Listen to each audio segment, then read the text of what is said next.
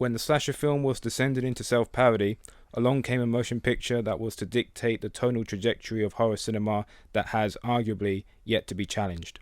For October 12th, I review 1986's Henry, Portrait of a Serial Killer by director John McNaughton.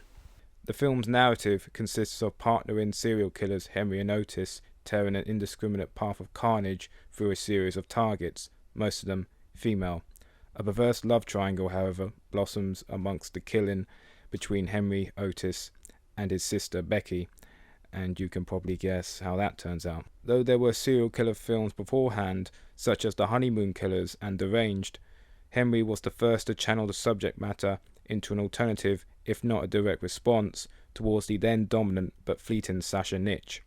Though Scream would give slasher films a slight shot in the arm, the writing was on the wall by then. The decade-long fad of good and evil, black and white, had run its course, and the nihilism of 70s horror cinema had returned with a vengeance, and now stripped of that previous one idealistic sin, social consciousness. The killer was no longer a metaphor or a campfire story. He was our neighbor. At last.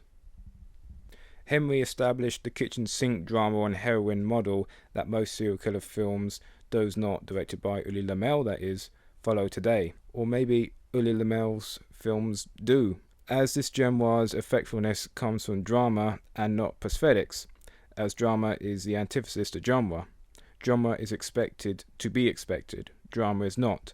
Such is the reason why the serial killer genre has always had a turbulent relationship amongst horror fans.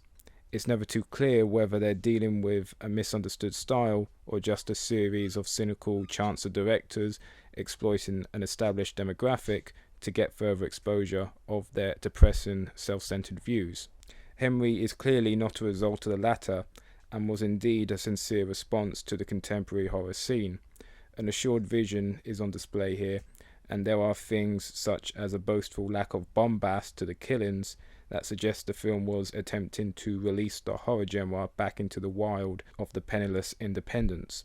For instance, the film's devotion to realism can be seen as an influence on Blair Witch and a subsequent found footage genre, the serial killer genre's Midwestern cousin.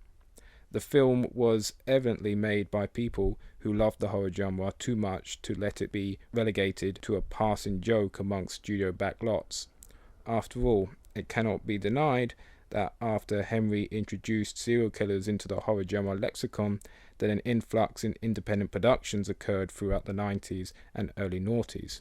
In conclusion, Henry can be classed as artsploitation, meaning that it exploited contemporary art house film trends in order to heighten its impact in its chosen genre, specifically aping the films of Wim Wenders. It's arty, but has enough evident signposting within it to classify it as a genre film. It's a solid, disturbing horror film that established whole new audience expectations for the horror genre, in which some are trying to be met to this very day. Remember to like, comment, and subscribe.